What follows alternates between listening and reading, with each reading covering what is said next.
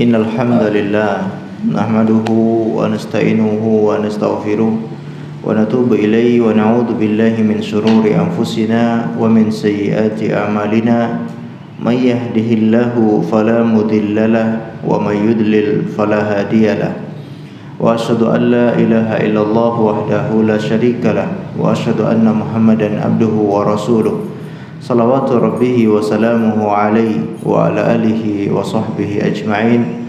Amma ba'd, kaum muslimin dan muslimat a'azzani Allah wa iyyakum. Kita bersyukur kepada Allah karena pada kesempatan pagi ini kita bisa bertemu kembali untuk belajar. Semoga Allah berkenan memberikan kita ilmu yang bermanfaat. Amin ya rabbal alamin.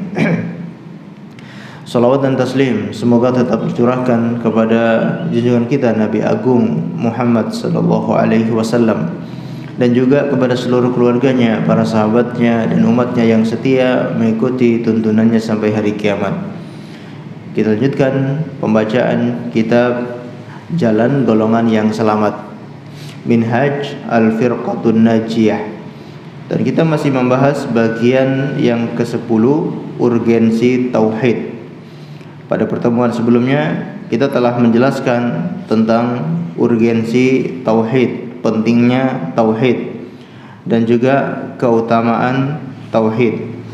Pada pembahasan kali ini kita akan melanjutkan bagian yang ke-B, yaitu tauhid adalah pengantar kebahagiaan dan pelebur dosa. Ini diantara keutamaan tauhid. Di antara keutamaan tauhid adalah pengantar kebahagiaan, mengantarkan seseorang kepada kebahagiaan di dunia dan kebahagiaan di akhirat. Karena orang yang bertauhid maka hatinya dipenuhi dengan bersandar kepada Allah. Hatinya tidak pernah bersandar kepada makhluk. Maka setiap orang yang bersandar kepada Allah, maka dia akan mendapatkan ketenangan, mendapatkan kebahagiaan. Berbeda dengan orang yang bersandar kepada makhluk, maka dia akan mendapatkan kekecewaan, dia akan mendapatkan hal-hal yang tidak sesuai dengan yang dia inginkan. Namun orang yang bersandar kepada Allah, dia tawakal, dia pasrah, dia berserah diri, dia qanaah, dia ikhlas, maka itu semua akan mendatangkan kebahagiaan. Termasuk yang mendatangkan kebahagiaan adalah karena dosa-dosanya diampuni oleh Allah Subhanahu wa taala. Karena kita tahu bahwa di antara sebab yang membuat orang tidak bahagia adalah karena adanya dosa-dosa. Dosa membuat orang tidak bahagia. Maka ketika orang tauhidnya benar, tauhidnya tidak bercampur dengan kesyirikan, maka dosa-dosanya diampuni oleh Allah Subhanahu wa taala. Kalau dosa-dosanya sudah diampuni oleh Allah, maka hatinya akan mendapatkan kelapangan, mendapatkan kebahagiaan. Baik, mari kita bacakan apa yang ditulis oleh muallif rahimahullah, Syekh Muhammad bin Jamil Zainu rahimahullah. Nah, minta tolong untuk dibacakan.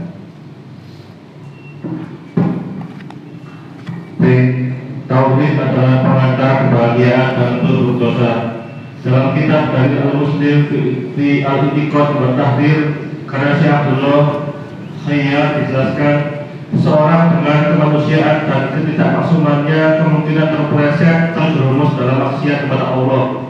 Jika dia seorang ahli tauhid yang murni dari noda-noda syirik, maka tauhidnya kepada Allah, keikhlasannya dalam mengucapkan la ilaha illallah menjadi faktor utama bagi kebahagiaannya dan menjadi penyebab bagi penghapusan dosa-dosa dan kesalahannya.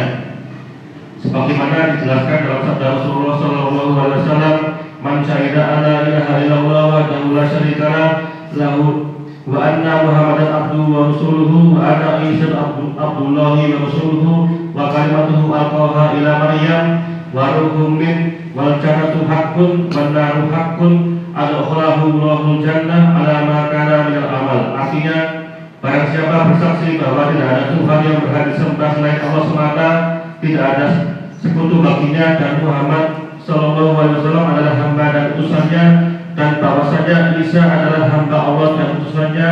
Kalimatnya yang disampaikannya kepada Maryam serta ruh darinya, dan bersaksi pula bahwa surga adalah benar adanya dan neraka pun benar adanya, maka Allah pasti masukkannya dalam surga sesuai dengan amal perbuatannya. Hadis riwayat Al-Bukhari dan Muslim. Maksudnya, segenap persaksian yang dilakukan oleh seorang muslim sebagaimana terkandung dalam hadis di atas mewajibkan dirinya masuk surga, tempat segala kenikmatan, sekalipun dalam sebagian amal perbuatannya terdapat dosa dan kemaksiatan. Hal ini sebagaimana ditegaskan dalam hadis qudsi. Allah berfirman, "Ya bani Adam, innaka law ataitani bi qurbil ardi khataya tsumma laqitani la tusyriku bi syai'an la ataituka bi qurbiha maghfiratan." Artinya, hai anak Adam atau manusia, seandainya engkau datang kepadaku dengan dosa sepenuh bumi, sedangkan engkau ketika menemuiku dalam keadaan tidak menyekutukanku dengan sesuatu pun, niscaya aku berikan kepadamu ampunan sepenuh bumi pula. Hadis riwayat At-Tirmidzi dan Ad-Daya. Hadis hasan sahih. Hadis hasan. Maknanya, seandainya engkau datang kepadaku dengan dosa dan kemaksiatan yang banyaknya hampir seluruh bumi, tetapi engkau meninggal dalam keadaan bertauhid, niscaya aku ampuni segala dosa-dosamu itu. Dalam hadis lain disebutkan, "Man mata la yusyriku billahi syai'an dakhala jannah, wa man mata yusyriku billahi syai'an dakhala nar." Artinya, barang siapa meninggal dunia dalam keadaan tidak berbuat syirik kepada Allah sedikit pun, niscaya ia masuk surga. Dan barang siapa meninggal dunia dalam keadaan berbuat syirik pada Allah, niscaya ia masuk neraka. Hadis riwayat Muslim. Hadis di atas menegaskan tentang keutamaan tauhid. Tauhid merupakan faktor terpenting bagi kebahagiaan seorang hamba. Tauhid juga merupakan sarana yang paling agung untuk melebur dosa-dosa dan kemaksiatan. Nah, barakallahu fiik. Baik. Syekh rahimahullah, beliau menukilkan tulisan dari kitab Dalil Al-Muslim fi Al-I'tiqad wal Tahrir karya Syekh Abdullah Khayyat. Dijelaskan ya, seorang dengan kemanusiaan, yaitu seorang dengan kesifat kemanusiaannya dan ketidakmaksumannya, kemungkinan terpleset, terjerumus dalam kemaksiatan kepada Allah. Ya, ini kita akui bersama, manusia memang dia ditakdirkan oleh Allah untuk terjatuh dalam kemaksiatan. Kata Rasulullah SAW, "Kullu bani Adam khata' wa khairu khata'ina tawwabun." Semua manusia itu pasti terjatuh dalam kesalahan.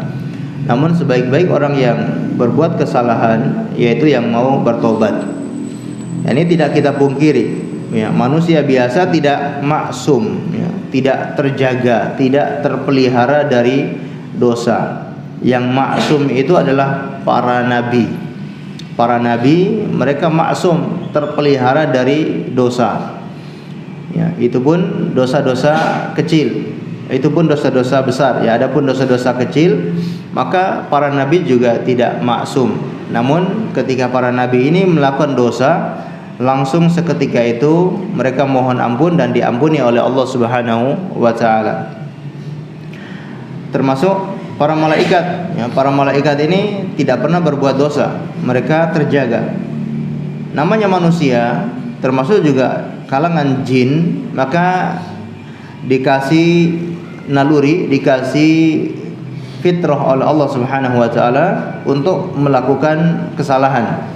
Karena memang dikasih dua jalan. Ya, kami beri mereka dua jalan, jalan hidayah dan juga jalan kesesatan. Manusia dikasih petunjuk dan juga dikasih hawa nafsu. Maka kadang-kala manusia itu mengikuti hawa nafsunya tersebut.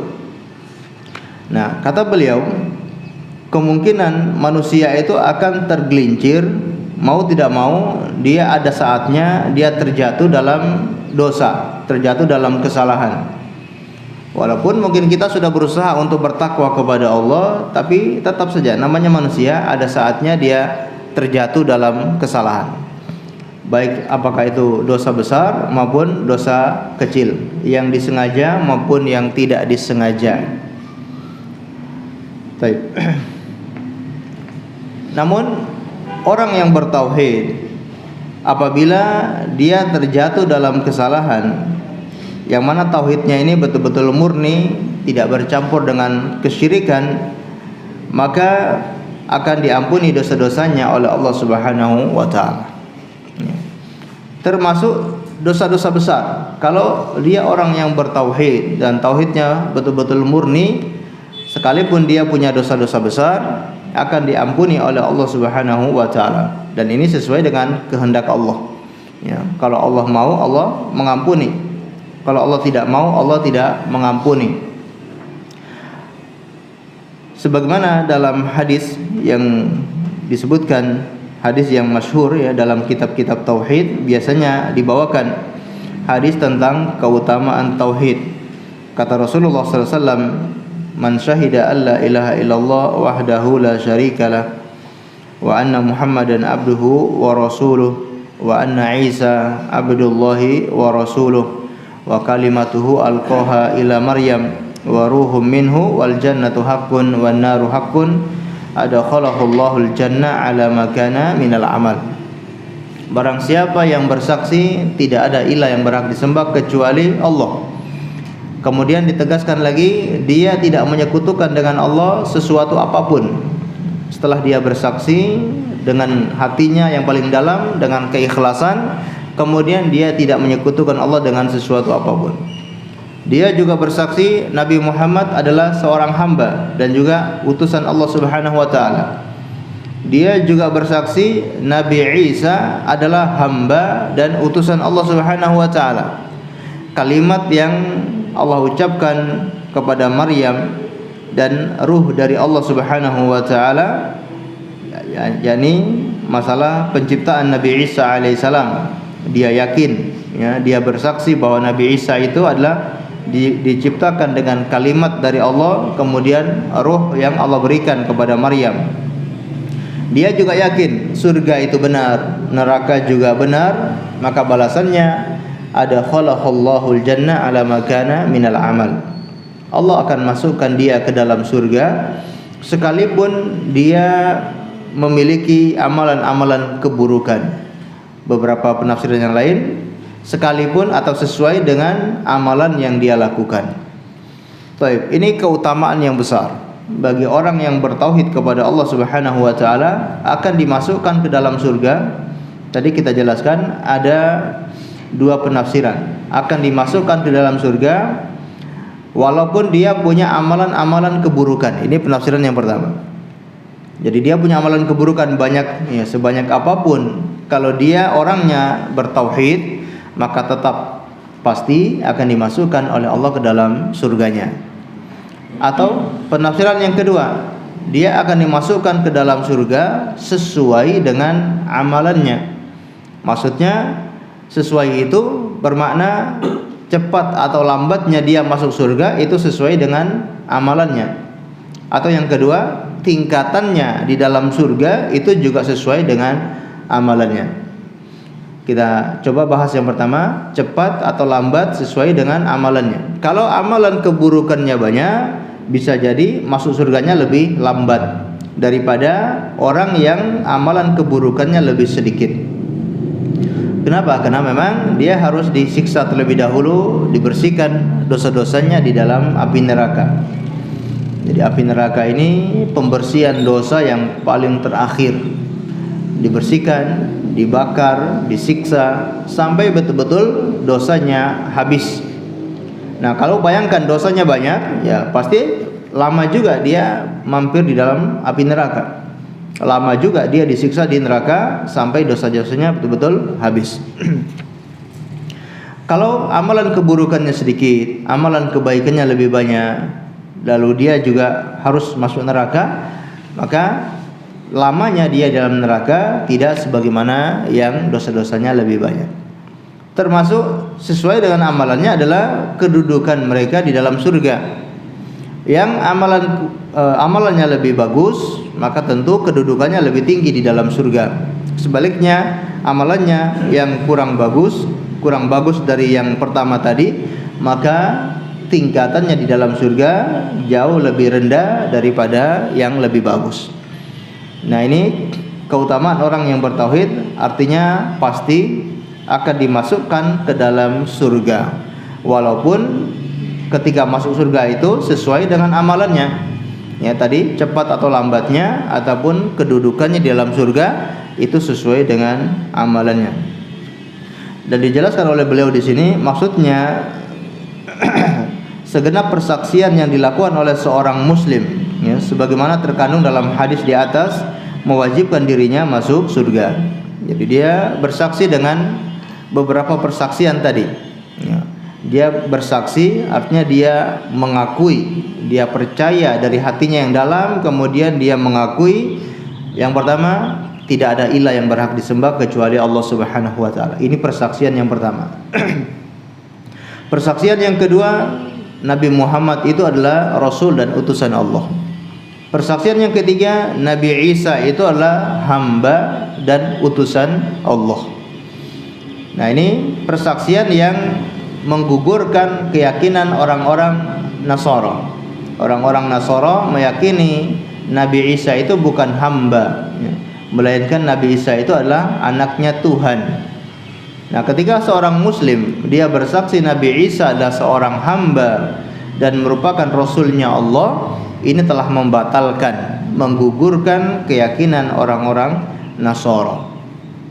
Walaupun Nabi Isa ini diciptakan dengan sangat istimewa, yaitu wa kalimatuhu alqaha ila Maryam, kalimat yang Allah ucapkan kepada Maryam. Nah, kalimat apa itu yang Allah ucapkan kepada Maryam? Disebutkan yaitu kalimat kun. Firman Allah, kalimat kun, itulah penciptaan Nabi Isa alaihissalam. Jadi Allah berfirman kun, yang artinya jadilah, fayakun, maka akan terjadi. Ketika Allah sudah berfirman jadilah, maka fayakun, akan terjadi apa yang dikehendaki oleh Allah Subhanahu wa taala. Kata Allah Subhanahu wa taala tentang penciptaan Nabi Isa alaihissalam, idza arada syai'an ayyaqula lahu kun fayakun. Apabila kalau Allah sudah menghendaki sesuatu, Allah hanya mengatakan kun, jadilah, maka terjadi. Walaupun di luar kebiasaan manusia, di luar jangkauan manusia. Manusia mereka menjangkau sesuai dengan tabiat manusia. Kalau manusia itu akan terlahir ketika ada laki-laki dan perempuan, sel sperma dan sel telur bertemu baru terjadilah pembuahan. Namun kalau Allah mengatakan lain, Allah mengatakan jadilah, walaupun tanpa itu semua maka akan terjadi. Contohnya Nabi Isa alaihissalam, dari seorang perempuan saja yang tidak digauli oleh laki-laki, namun terjadilah kehamilan pada ibunda Maryam. Ini yang namanya mukjizat, ya. Dan itu tidak aneh bagi seorang muslim, ya. Kenapa tidak aneh bagi seorang muslim? Karena ada manusia yang lebih hebat dari Nabi Isa alaihissalam, yaitu bapak kita semua, Nabi Adam alaihissalam. Nabi Adam itu lebih hebat lagi penciptaannya dari Nabi Isa. Maka penciptaan Nabi Isa itu bukan hal yang aneh. Namun bagi orang-orang Nasara, wah ini sangat aneh, ini sangat ajaib. Maka dengan alasan itu mereka menuhankan Nabi Isa alaihissalam, mengangkat Nabi Isa sebagai Tuhan. Alasannya karena penciptaannya ajaib. Jadi ini anak Tuhan. Nah, lebih ajaib siapa? Nabi Adam. Nabi Adam tidak punya ayah, tidak punya ibu. Bahkan Allah ciptakan dengan kedua tangannya. Allah berfirman kepada iblis, wahai iblis, ma mana'aka alla tasjuda lima khalaqtu biyadai. Wahai iblis, apa yang menghalangimu untuk sujud kepada makhluk manusia yang aku ciptakan dengan kedua tanganku, kata Allah Subhanahu wa taala. Makanya Allah tantang orang-orang Nasara untuk membuktikan apakah gara-gara alasan itu kalian menjadikan Nabi Isa sebagai Tuhan. Maka Allah mengatakan dalam surat Ali Imran ayat 59, inna mathala Isa indallahi kamathali Adam. Sesungguhnya perumpamaan penciptaan Nabi Isa itu sama saja dengan perumpamaan penciptaan Nabi Adam. Khalaqahu min turabin tsumma qala lahu kun fayakun. Yang mana Allah ciptakan Nabi Adam itu dari tanah, dari debu, kemudian Allah berfirman kepada makhluk yang Allah ciptakan itu dari tanah tadi, kun fayakun. Jadi maka jadilah, maka terjadilah penciptaan Nabi Adam alaihissalam. Nah, ini sama saja dengan penciptaan Nabi Adam tanpa pasangan, tanpa ayah, tanpa ibu. Nabi Isa masih ada ibunya. Nah, kalau Nabi Adam tanpa ibu sama sekali. Nah, ini tidak bisa dibenarkan keyakinan orang-orang Nasrani yang mengangkat Nabi Isa sebagai Tuhan, ya. Baik. Nah, seorang Muslim yang bertauhid, dia bersaksi bahwa Nabi Isa itu adalah betul-betul hamba Allah, manusia biasa. Namun beliau adalah seorang Rasul. Wal jannatu haqqun wan naru haqqun. Dia juga percaya kalau surga itu benar, neraka itu benar. Nah, ini implementasi dari orang-orang yang bertauhid, orang-orang yang percaya kepada Allah, beriman kepada Allah, kepada rububiyahnya, kepada uluhiyahnya, kepada asma wa sifatnya, maka melazimkan dia harus mengimani apa saja yang dikabarkan oleh Allah Subhanahu wa taala. Di antara yang dikabarkan oleh Allah tentang surga dan neraka. Maka dia percaya surga itu ada, neraka itu juga ada, ya. Karena orang-orang kafir, termasuk orang-orang musyrikin, mereka tidak percaya kalau ada surga, ada neraka. Bahkan mereka meyakini kalau kita sudah meninggal dunia maka selesai. Bahkan mereka kaget ketika dibacakan Al-Quran bahwa kalian itu nanti akan dibangkitkan kembali setelah mati. Mereka mengatakan, apakah ketika kami sudah jadi tulang belulang, ketika kami sudah jadi tanah, tulang belulangnya sudah lebur menjadi tanah, apakah akan dibangkitkan kembali? Nah, ini mereka nggak percaya adanya hari akhir, hari kebangkitan, termasuk surga dan neraka. Nah, seorang Muslim yang bertauhid, dia percaya itu semua. Maka balasan bagi orang tersebut akan dimasukkan ke dalam surga. Nah, ini pasti. Dan inilah yang menunjukkan keutamaan tauhid, pasti akan dimasukkan ke dalam surga. Kemudian disebutkan oleh beliau, sekalipun dalam sebagian amal perbuatannya terdapat dosa dan kemaksiatan. Ini setara atau semisal dengan hadis yang lain. Dalam hadis qudsi Allah Subhanahu wa taala berfirman, "Ya ibna Adam, innaka law ataitani bi qurabil ardi khotaya, tsumma laqitani la tusyriku bi syai'a, la ataituka bi qurabiha maghfirah." Ini juga kabar gembira bagi kita semuanya, bagi orang-orang yang bertauhid, bagi mereka yang berusaha menjauhi kesyirikan. Kabar gembira, yaitu apa? Akan diampuni dosa-dosanya oleh Allah. Berapa dosa yang diampuni? Semuanya. Sekalipun atau sebesar apapun dosa itu, semuanya akan dihapus oleh Allah, tidak tersisa sama sekali.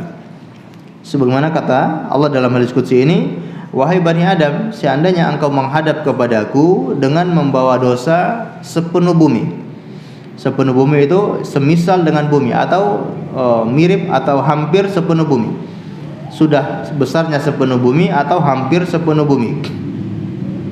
Namun tsumma laqitani la tusyriku bi syai'a. Kata Allah, engkau bertemu denganku tidak berbuat syirik sama sekali. La taituka bi qurabiha maghfirah. Aku akan mendatangimu dengan membawa ampunan sepenuh bumi juga. Dosanya sepenuh bumi, ampunannya sepenuh bumi, maka habis dosa-dosanya. Karena sesuai dengan ampunan tersebut, dosa-dosanya sebanyak itu, ampunannya juga sebanyak itu, maka tidak tersisa dosanya sama sekali. Kalau seandainya dosa-dosanya sepenuh bumi, ampunannya cuma satu gunung, mungkin itu tidak seimbang. Berarti masih ada dosa-dosa yang tersisa, karena dosa-dosanya masih banyak, ampunannya cuma sepenuh bumi, cuma satu gunung saja. Tapi ini kata Allah, ampunannya juga seperti itu, ampunannya sepenuh bumi juga. Ini keutamaan yang besar bagi orang-orang yang meninggal dunia tidak berbuat kesyirikan sama sekali, alias mereka orang-orang yang bertauhid, ampunannya juga sepenuh bumi. Ini dijelaskan oleh para ulama termasuk dosa-dosa besar maupun dosa-dosa kecil. Ya. Mau dosa-dosa apa saja, dosa besar, dosa kecil, termasuk dosa membunuh, dosa berzina, dosa apa saja. Maka kalau dia meninggal dunia tidak membawa dosa syirik, berarti dia meninggal dunia sudah bertobat atau belum? Dia ini belum bertobat. Jadi dia punya dosa yang banyak, bahkan dosanya diumpamakan sepenuh bumi. Lalu dia meninggal dunia belum bertobat. Tapi keistimewaan orang ini, dia tidak berbuat kesyirikan. Berarti dia orang yang ikhlas. Dia tidak pernah berbuat kesyirikan. Dia menjauh dari kesyirikan.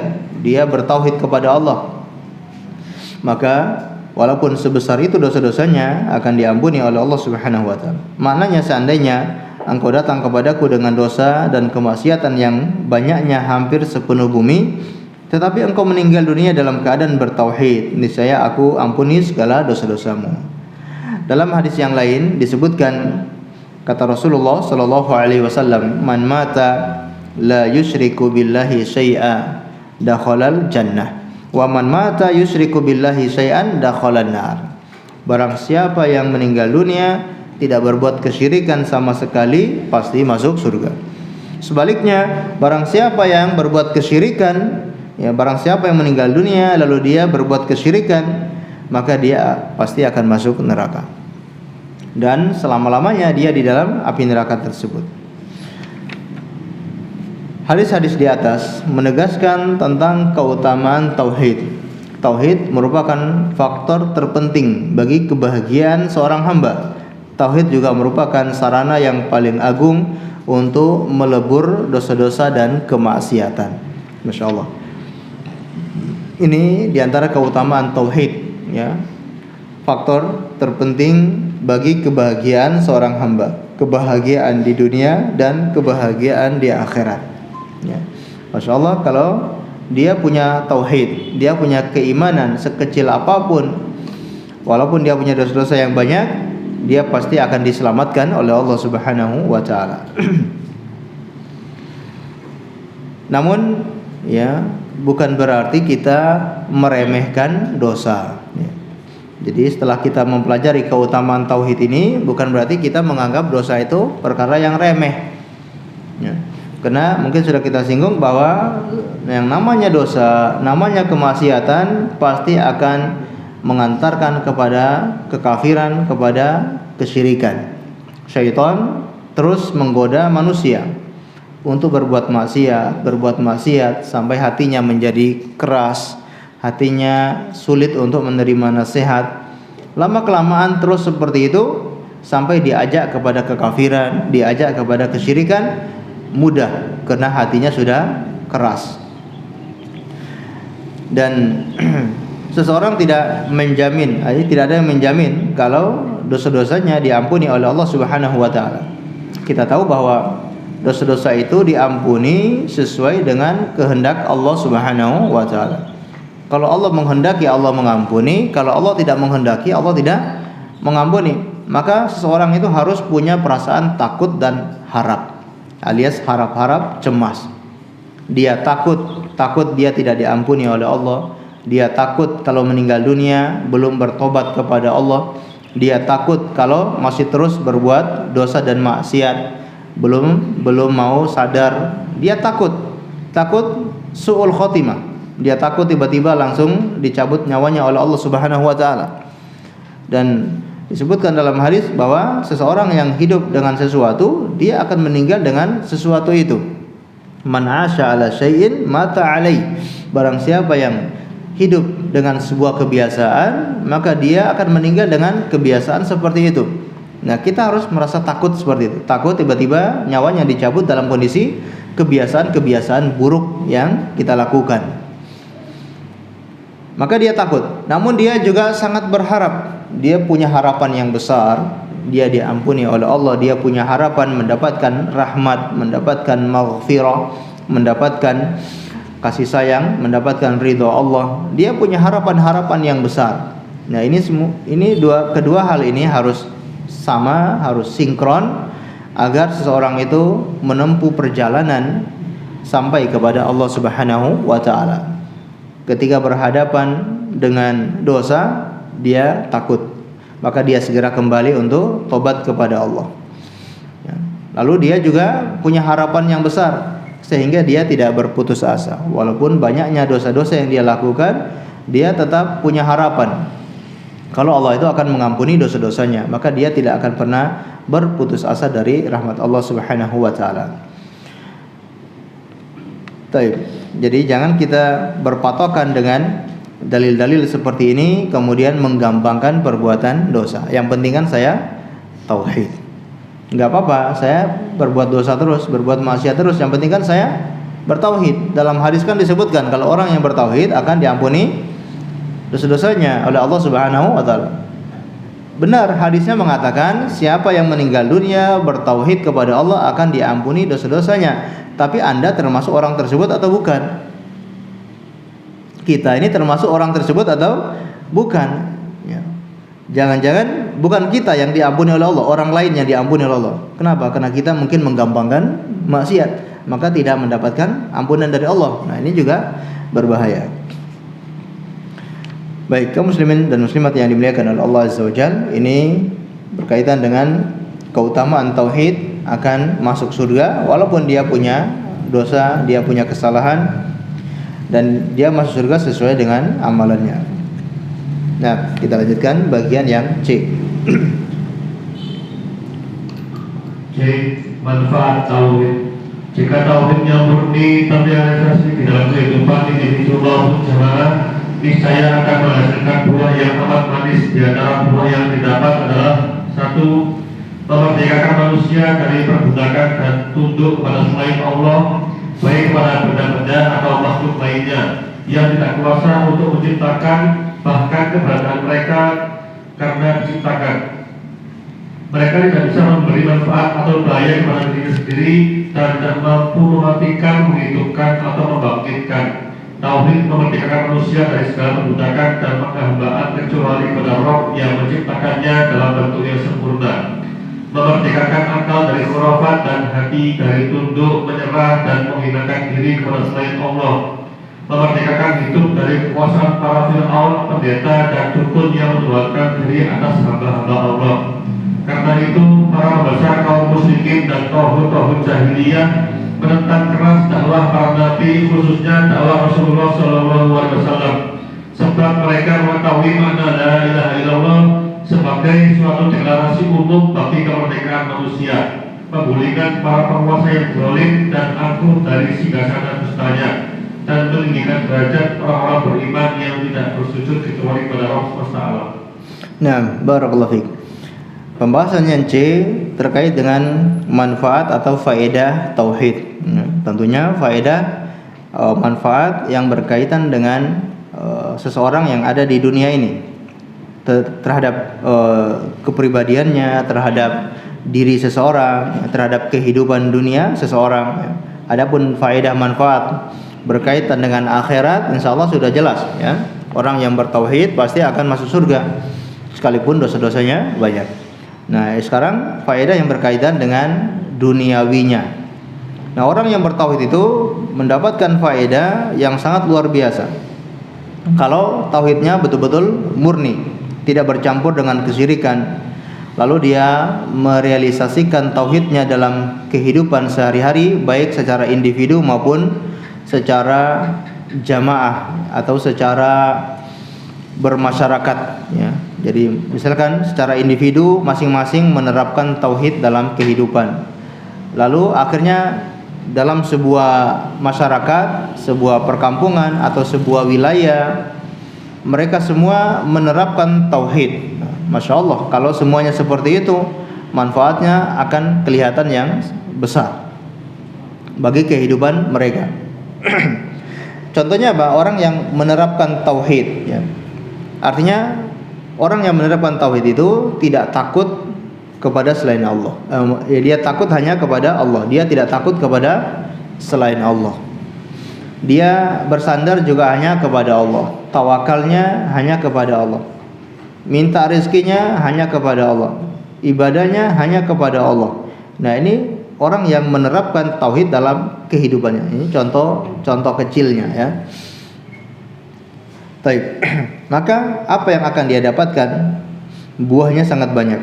Yang pertama, memerdekakan manusia dari perbudakan dan tunduk kepada selain Allah, baik kepada benda-benda ataupun makhluk lainnya. Nah, ini faedah yang pertama. Buah tauhid yang pertama, memerdekakan manusia dari perbudakan. Sejak zaman dahulu terjadinya perbudakan ya. Kenapa orang itu seperti tidak bisa merdeka?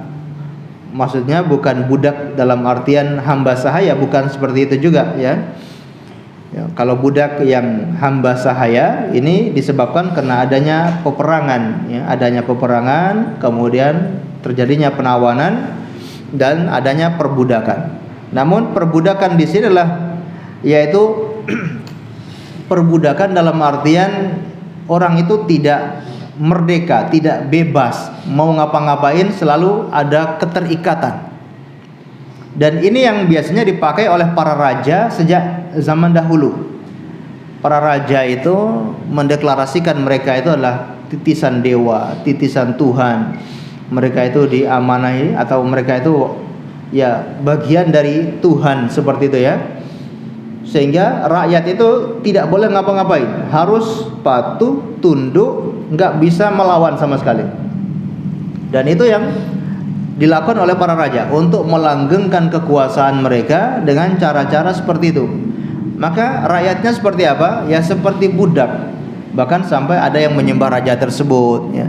Sampai juga para raja ini ada yang mengaku sebagai Tuhan. Jadi mereka ini seperti dikungkung ya, tidak merdeka, tidak bebas sama sekali. Dan ditakut-takutin, kalau kamu seperti ini melawan kepada penguasa ini nanti akan mendapatkan musibah ini, nanti akan mendapatkan gangguan ini, mendapatkan bencana ini. Nah, ditakut-takutin masyarakat seperti itu dan mereka percaya. Akhirnya apa? Suruh bayar upeti, suruh bayar semua penghasilannya harus diserahkan ke kerajaan, ya mereka manut. Ya seperti itu, karena takut. Diyakini atau ditanamkan keyakinan kepada masyarakat adanya hal-hal mistis seperti itu ya, kalau mau ngapa-ngapain akan diganggu oleh setan ini, setan itu dan seterusnya. Akhirnya mereka seperti budak ya, yang tidak berdaya dan mereka tidak merdeka. Makanya kita ingat ketika perang Qadisiyah di zaman sahabat Umar bin Khattab radhiyallahu anhu, beliau mengutus Sa'ad bin Abi Waqqas sebagai panglima perang. Maka Sa'ad bin Abi Waqqas mengutus salah satu prajuritnya. Jadi yang diutus itu bukan panglima juga atau bukan bawahan pas gitu ya, tapi prajurit biasa. Prajurit biasa yang diutus untuk menghadap panglima perangnya Romawi atau ya Persia ketika itu, yang bernama Rustum ya. Panglima Persia ya, Persia ketika itu yang bernama Rustum. Ketika menghadap, maka Rustum bertanya, apa tujuan kalian datang ke sini? Kalau kalian datang ke sini untuk pengen harta, pengen makanan, pengen pakaian, maka kita bisa bicarakan, nggak usah perang. Karena dia lihat prajurit ini pakaiannya compang-camping, ya, orangnya sederhana, maka dia katakan kalau kalian ini kesini hanya untuk cari makanan, cari bahan makanan, cari pakaian, cari harta, mari kita ngobrol, mari kita bicarakan, nggak perlu pakai perang. Namun apa jawaban sahabat ini, sahabat yang mulia, yaitu Rib'i bin Amir ya, prajuritnya bernama Rib'i bin Amir. Dia mengatakan sesungguhnya Allah Subhanahu wa taala mengutus siapa yang Allah kehendaki kepada siapa yang Allah kehendaki untuk memerdekakan manusia dari penyembahan penghambaan kepada sama makhluk menuju penghambaan kepada Allah Subhanahu wa taala, dan dari kehidupan yang sempit menuju kehidupan yang lapang. Masya Allah, ini jawaban dari prajuritnya. Jadi tidak mau ditawari macam-macam, tidak mau ditawari harta benda, tapi maunya berperang. Dengan tujuan untuk memerdekakan manusia dari penghambaan kepada selain Allah menuju kepada penghambaan kepada Allah, mengeluarkan mereka dari kehidupan yang sempit menuju kehidupan yang lapang. Yang sempit maknanya di dunia menuju kehidupan yang lapang di akhirat. Ya. Termasuk kehidupan yang sempit yaitu model kehidupan yang seperti itu. Ya, dari rajanya menyuruh untuk menyembah berhala, dari masyarakatnya dipaksa untuk menyembah raja-rajanya. Nah, ini untuk mengeluarkan mereka dari kehidupan yang sempit seperti itu menuju kehidupan yang lapang. Nah, ini diantara keutamaan tauhid. Ya. Kata beliau di sini, tauhid memerdekakan manusia dari segala perbudakan dan penghambaan kecuali kepada Rabb yang menciptakannya. Ya.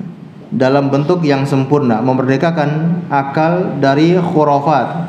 Nah, memerdekakan akalnya, kepercayaannya dari khurafat, dan hati dari tunduk, menyerah dan menghina diri kepada selain Allah Subhanahu wa taala. Memerdekakan hidup dari kekuasaan para Fir'aun, pendeta dan dukun yang menuhankan diri atas hamba-hamba Allah.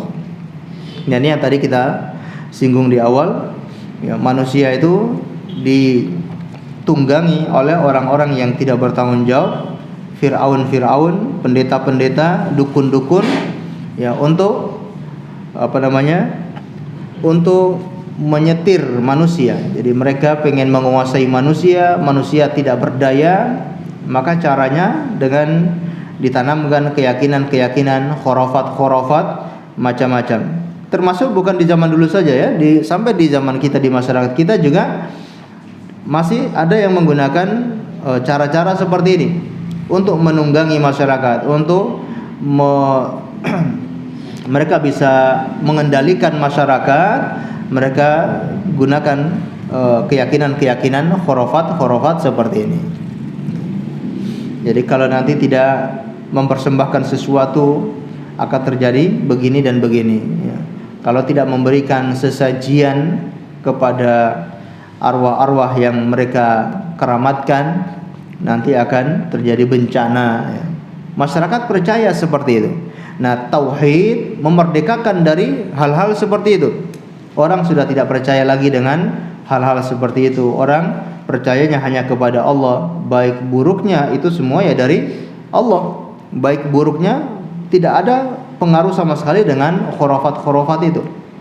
Tidak ada pengaruhnya dengan jin-jin, tidak ada pengaruhnya dengan dukun-dukun, tidak ada pengaruhnya dengan Fir'aun. Maka tauhid akan memerdekakan manusia, pemikirannya, keyakinannya bebas dalam artian tidak terikat dengan hal-hal yang menyandera mereka bagaikan seorang budak. Karena itu para pembesar kaum musyrikin dan tagut menentang keras dakwah Nabi, khususnya dakwah Rasulullah sallallahu alaihi wasallam, sebab mereka mengetahui makna la ilaha illallah sebagai satu deklarasi umum bagi kemerdekaan manusia, penggulingan para penguasa yang zalim, dan angkuh dari singgasana dustanya. Nah, ini ketika ada orang yang menyeru atau berdakwah kepada tauhid, yang paling kepanasan ya siapa? Para raja seperti ini, para raja, pendetanya, dukun-dukunnya, yang paling kepanasan ya mereka. Kenapa? Karena ketika dakwah kepada tauhid, mereka sudah tahu ini ancaman terhadap kekuasaannya, ancaman terhadap ketokohannya, ancaman kepada kedudukannya, itu nanti terancam. Kalau mereka masuk Islam, berarti saya tidak ditokohkan lagi, saya tidak dipanggil lagi. Kalau dia dukun misalkan, kalau orang sudah bertauhid, saya nggak laku nanti. Terus saya makan apa? Akhirnya para dukun demo untuk mencegah orang-orang yang berdakwah kepada tauhid. Sekarang kan apa-apa main demo ya. Jadi ketika banyak yang dakwah tauhid, bisa-bisa para dukun demo, ini harus dilarang ini para dai-dai yang mengajak kepada tauhid karena saya nggak bisa makan. Nah, para raja ya, maksudnya kalau para raja di zaman-zaman itu, raja tiap-tiap kabilahnya, kepala-kepala sukunya, nah, kepanasan ketika Nabi Muhammad berdakwah kepada tauhid, karena pasti mereka tidak akan menokohkan orang-orang itu lagi. Karena mereka itu ditokohkan biasanya gara-gara menggunakan kedustaan-kedustaan, pemahaman-pemahaman seperti ini. Baik. Jadi ketika ada orang yang berdakwah kepada tauhid, mereka menganggap ini adalah deklarasi umum dari kemerdekaan manusia.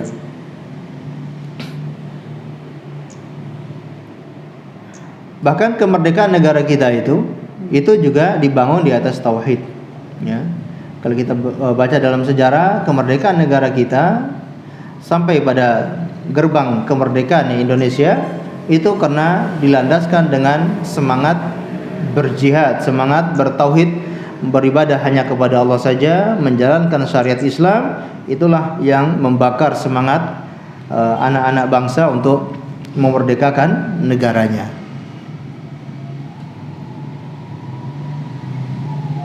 Bayangkan kalau tidak ada dakwah tauhid di zaman tersebut, ya. Semuanya hanya berada di bawah mungkin kerajaan-kerajaan dengan pemahaman Hindia atau pemahaman Hindu, Buddha dan seterusnya, maka sulit untuk merdeka. Yang memerdekakan negara ini adalah karena orang-orang Islam. Ya, disebutkan ada para dai-dai yang pergi berhaji, kemudian mereka belajar dari ulama-ulama yang ada di Timur Tengah, belajar tentang tauhid, dan mereka rata-rata terpengaruh dengan gerakannya Syekh Muhammad bin Abdul Wahab. Syekh Muhammad bin Abdul Wahab yang punya gerakan tauhid. Dari situlah muncul semangat-semangat untuk berjuang, semangat untuk berjihad di jalan Allah Subhanahu wa taala. Baik. Allahu a'lam bishawab. Nah, ini manfaat tauhid yang pertama, memerdekakan manusia dari perbudakan penghambaan kepada selain Allah menuju kepada penghambaan kepada Allah Subhanahu wa taala. Dan kita lihat ya, orang-orang yang menghamba kepada selain Allah, gimana kehidupan mereka, terikat, tidak bebas, ya, terpuruk. Ya. Coba kita lihat negara-negara yang menyembah ke banyak Tuhan selain Allah Subhanahu wa taala, maka keyakinannya bermacam-macam dan memprihatinkan. Ya, kok bisa orang sampai punya keyakinan seperti itu? Ya, kita tidak menjatuhkan negara lain ya, tapi sebagai contoh saja negara-negara yang banyak keyakinan seperti itu. Ya, ada negara India misalkan, ya, banyak orang-orang yang menyembah berhala. Maka lihat apa yang terjadi, seperti budak. Ya. Maka orang akhirnya tidak ada kesetaraan. Ya. Ada orang-orang yang derajatnya lebih tinggi daripada orang lain. Ya, itu semua gara-gara mereka menyembah kepada selain Allah Subhanahu wa taala. Nah, kita lanjutkan. Yang kedua, membentuk kepribadian yang kokoh. Tauhid membantu dalam pembentukan kepribadian yang kokoh, yang pandangan dan arah hidupnya jelas. Ia tidak mempunyai kecuali roh yang esa tempat ia mengadu, baik secara sendirian maupun di tengah keramaian. Kepadanya lah ia memohon di waktu lapang dan sempit. Berbeda dengan seorang musyrik yang hatinya terbagi-bagi untuk Tuhan-Tuhan dan sesembahan yang banyak. Suatu saat ia menghadap dan menyembah kepada orang hidup, dan pada saat yang lain ia menghadap kepada orang yang mati. Sehubungan dengan ini Nabi Yusuf alaihissalam berkata, Ya sohibaris sini arbabun mutafarriquna khairun amillahu wahidul qahhar. Artinya, hai kedua penghuni penjara, manakah yang lebih baik, Tuhan-Tuhan yang bermacam-macam itu ataukah Allah yang Maha Esa lagi Maha Perkasa? Surat Yusuf ayat 39. Orang mukmin menyembah Roh yang Esa. Ia mengetahui apa yang membuatnya ridho dan murka, maka yang diridhoinya ia kerjakan sehingga hatinya tentram. Adapun orang musyrik ia menyembah Tuhan yang banyak. Tuhan ini menginginkan ke kanan, sedang Tuhan lainnya menginginkan ke kiri. Ia terombang-ambing di antara Tuhan-Tuhan itu tidak memiliki prinsip dan ketetapan. Nah, barakallahu fiik. Ini diantara manfaat tauhid yang kedua, membentuk kepribadian yang kokoh. Jadi pribadinya kuat, tidak mudah guncang, tidak terombang-ambing, tidak was-was. Kenapa? Tuhannya cuma satu. Jadi dia menyembah Tuhan cuma satu. Pengen minta sesuatu ke satu Tuhan itu. Pengen minta rezeki ke Tuhan yang satu itu. Pengen minta kebaikan ke Tuhan yang satu itu. Pengen terhindar dari keburukan juga minta ke Tuhan yang satu itu. Berbeda dengan orang-orang musyrikin, orang-orang yang menyembah berhala, yang tidak bertauhid kepada Allah. Mereka seringnya terombang-ambing, seringnya was-was, seringnya tidak punya jiwa yang kokoh. Kenapa? Mereka tidak fokus, ya, tidak fokus menyembah satu Tuhan. Kalau kita fokus menyembah satu Tuhan, dikatakan oleh Tuhan ini ya kita jalankan, diperintahkan ini ya kita kerjakan, dilarang oleh Tuhan tentang satu masalah ini ya kita tinggalkan. Jadi fokus ibadahnya, fokus kehidupannya, jiwanya juga fokus. Jadi dia mendapatkan ketentraman batin. Berbeda dengan orang-orang musyrikin, tidak fokus. Ya, nyembah kok enggak dikabulkan. Wah, udah ganti ini, enggak, kurang top ini. Akhirnya nyari yang lain. Nyembah, minta, enggak dikabulkan juga. Wah, ini juga sama aja nih. Cari yang lain. Nah, itu orang-orang musyrikin.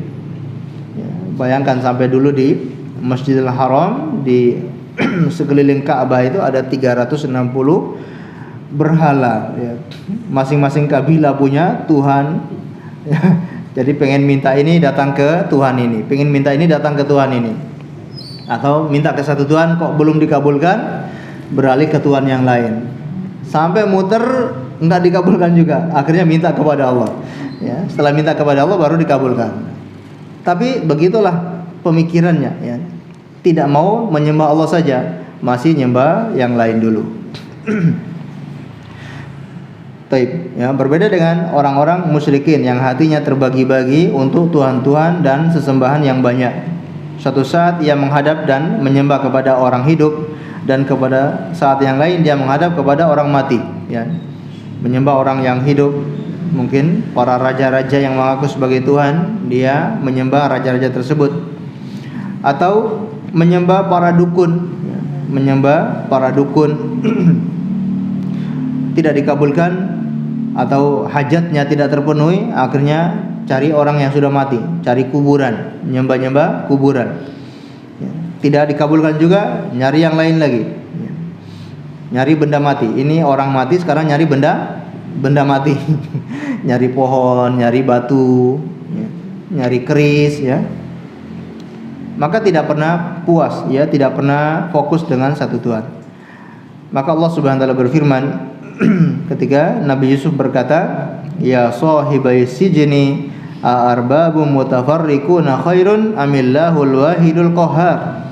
Wahai kedua penghuni penjara, manakah yang lebih baik, tuhan-tuhan yang bermacam-macam itu ataukah Allah yang Maha Esa, yang Maha Perkasa? Mana yang lebih baik? Hanya satu Tuhan atau punya tuhan-tuhan yang banyak? Enakan mana? Punya banyak Tuhan atau punya satu Tuhan? Ya, enakan punya satu Tuhan, lebih fokus nyembah. Punya majikan 10 sama punya satu majikan, lebih enak mana? Punya satu majikan. Tapi kan kalau majikannya 10 gajinya banyak kan gitu. Dari sini dapat gaji, dari sini dapat gaji. Ya kalau majikannya mau ngasih gaji. Kalau semuanya nggak mau ngasih gaji, belum selesai satu pekerjaan, satu majikan sudah nelpon, kerjakan yang ini, ya. Belum selesai, majikan yang satu lagi nelpon, kerjakan yang ini, nggak selesai. Tapi kalau punya satu majikan, fokus, disuruh apa dia kerjakan, ya, sampai selesai dia kerjakan perintah-perintah majikan itu yang lain. Maka benar kata Allah Subhanahu wa taala, atau melalui perkataan Nabi Yusuf kepada dua penghuni penjara, ya sahibai sijni, wahai para penghuni atau wahai dua orang penghuni penjara, manakah lebih baik, tuan-tuan yang banyak atau tuan yang satu saja? Tentu jawabannya pasti Tuhan yang satu saja, yaitu Allah Subhanahu wa taala. Orang mukmin menyembah Rabb yang esa. Ia mengetahui apa yang membuatnya ridho dan murka. Kalau Tuhannya cuma satu, maka dia paham apa yang diinginkan oleh Tuhannya, yang mana yang disukai oleh Tuhannya, mana yang diridhoi oleh Tuhannya, dan mana yang dimurkai oleh Tuhannya. Maka dia kerjakan yang diridhoi, dia tinggalkan yang dimurkai oleh Tuhannya itu. Adapun orang-orang musyrikin yang menyembah tuhan-tuhan yang banyak, Tuhan ini menginginkan ke kanan, sedangkan yang lain menginginkan ke kiri. Nah, kira-kira mau gimana? Menyembah Tuhan ini syaratnya harus makan ini, harus makan daging ini. Menyembah Tuhan yang satu lagi syaratnya nggak boleh makan yang berdaging. Kira-kira mau nyembah yang mana? Ini menyuruh makan daging, ini menyuruh nggak makan daging. Contohnya seperti itu. Nyembah Tuhan ini melarang tidak boleh makan jagung. Nyembah Tuhan yang lain menyuruh makan jagung. Nah, kira-kira mau nyembah yang mana? Akhirnya bingung. Datang ke dukun ini mintanya persyaratannya ini, datang ke dukun ini persyaratannya malah yang lain. Bingung akhirnya. Nah, berbeda dengan orang-orang yang beriman, ya. Nah, dengan demikian orang-orang musyrikin ya selalu menimbulkan was-was, ya, menimbulkan keguncangan dalam batinnya. Akhirnya ketika sudah tidak menemukan jawaban, nyembah Tuhan ini, nyembah Tuhan itu, nggak menemukan jawaban, jalan terakhir, jalan pintas apa? Bunuh diri. Ini Tuhan nggak beres semua ini, akhirnya mati saja wis, gitu. Akhirnya bunuh diri gitu. Jadi ada orang yang kami jumpai, ya pernah terjadi gitu ya, di atas kapal. Dia punya masalah, doa, ya, di depannya ada, ya karena orang Kristen ya, depannya ada salib, ada kitab sucinya, doa. Enggak tenang-tenang juga. Akhirnya pegang kitabnya, berdiri di pinggir kapal mau loncat ke laut. Untung ditangkap sama orang lain. Ya karena sudah tidak ada harapan lagi, sudah tidak ada lagi yang bisa mendengar doa-doanya. Berbeda dengan orang-orang yang beriman. Baik, kita lanjutkan. Yang ketiga, tauhid sumber keamanan dan kedamaian manusia. Sebab tauhid memenuhi hati para ahlinya dengan keamanan dan ketenangan, tidak terasa takut kecuali pada Allah. Tauhid menutup rapat celah-celah kekhawatiran terhadap rezeki, jiwa dan keluarga. Rasa takut terhadap manusia, jin, kematian dan lainnya menjadi sirna. Seorang mukmin yang mengisahkan Allah hanya takut pada satu, yaitu Allah. Karena itu ia merasa aman ketika manusia ketakutan dan merasa tenang ketika mereka kalut. Hal itu disyaratkan dalam Al-Quran. Allah berfirman, alladzina amanu wa lam yalbisu imanahum bidzulmin ulaika lahumul amnu wa hum muhtadun. Artinya orang-orang yang beriman dan tidak mencampur adukkan iman mereka dengan kezaliman atau kesyirikan, mereka itulah orang-orang yang mendapatkan keamanan dan mereka itulah orang-orang yang mendapatkan petunjuk. Quran Al-An'am ayat 82. Keamanan ini bersumber dari dalam jiwa, bukan dari penjagaan polisi atau pihak keamanan lainnya. Dan keamanan yang dimaksud adalah keamanan dunia. Adapun keamanan akhirat adalah lebih besar dan lebih abadi yang akan mereka rasakan kelak. Yang demikian itu mereka peroleh setelah mereka mengesahkan Allah, mengikhlaskan ibadah hanya untuk Allah dan tidak mencampur adukkan tauhid mereka dengan syirik. Karena mereka mengetahui bahwa syirik adalah kezaliman yang besar. Baik, barakallahu fiik. Nah, faedah tauhid yang ketiga yaitu sumber keamanan dan kedamaian manusia. Masya Allah, ya. Kita bersyukur ya kalau kita ini menjadi orang-orang yang bertauhid. Kita tidak berbuat kesyirikan, kita menyembah hanya kepada Allah saja. Karena ini adalah sumber kedamaian, keamanan dalam jiwa dan hati manusia. Keamanan dari apa? Yaitu keamanan dari rizki, keamanan jiwa, keluarga, rasa takut terhadap manusia, rasa takut terhadap jin, ya, terhadap kematian dan lain sebagainya. Ya. Masya Allah, orang yang bertauhid itu pintu atau celah-celah kekhawatiran itu tertutup. Ya. Kenapa? Karena hatinya sudah dipenuhi dengan tauhid kepada Allah. Yang ada hanyalah keyakinan, yang ada hanyalah kepercayaan yang kuat terhadap Allah, terhadap janji-janji Tuhannya, terhadap kedekatan Tuhannya kepada dirinya, terhadap Tuhannya yang akan menolong dirinya. Nah, ini yang memenuhi hatinya. Gimana nggak aman? Yang dia yakini Tuhannya selalu dekat sama dia. Mau minta apa saja Tuhannya selalu ngasih. Minta apapun itu Tuhannya selalu memberi. Kalau seperti itu ngapain dia khawatir? Hatinya sudah dipenuhi dengan keyakinan-keyakinan seperti itu. Itu orang yang bertauhid. Bersandarnya kepada Allah. Ketika dapat nikmat, dia yakini itu dari Allah, dia bersyukur. Ketika dapat musibah, dia bersabar. Dia yakini itu sudah takdir dari Tuhannya, sudah takdir dari Allah. Bahkan sudah dicatat 50.000 tahun yang lalu sebelum penciptaan langit dan bumi. Nah, ini orang bertauhid. Hatinya dipenuhi seperti itu, maka pintu-pintu celah-celah kekhawatiran itu hilang, tertutup. Kekhawatiran soal rizki, naik turun harga, nggak pengaruh sama orang yang bertauhid. Mau dolar naik, mau dolar turun, nggak pengaruh. Ya Pak ya. Kalau jenengan atau kita semua masih khawatir soal rizki, nah tauhidnya berarti perlu dipertanyakan. Jangan-jangan tauhid kita masih bermasalah. Keyakinan kita belum kuat kepada Allah. Keyakinan kita kepada Allah sebagai Rabb, sebagai Raja, itu kayaknya masih kurang kuat. Makanya kita masih khawatir, masih ragu-ragu, was-was soal rizki. Kalau orang yang tauhidnya sudah kuat, dia yakin rizki itu sudah diatur sama Allah. Kalau dia dikasih rizki, kalau dia ditakdirkan mendapatkan rizki, pasti dia akan dapatkan bagaimanapun caranya. Usaha yang sedikit pun pasti dia akan dapatkan caranya. Pasti dia akan dapatkan rizkinya itu, kalau memang itu menjadi rizkinya. Dan dia juga percaya kalau itu bukan rizkinya, mau usaha model apapun, siang malam dia bekerja tanpa henti sampai meninggalkan kajian pun, ya nggak akan dapat rizki. Kenapa? Karena itu bukan rizkinya dia. Ini orang yang bertauhid, masalah rizki sudah tidak khawatir sama sekali. Maka di antara ciri wali-wali Allah yaitu yang enggak khawatir soal rizki.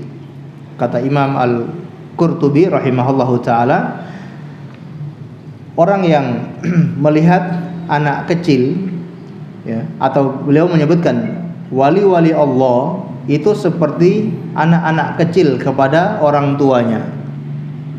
Yang mana anak kecil itu tidak pernah khawatir soal rezeki.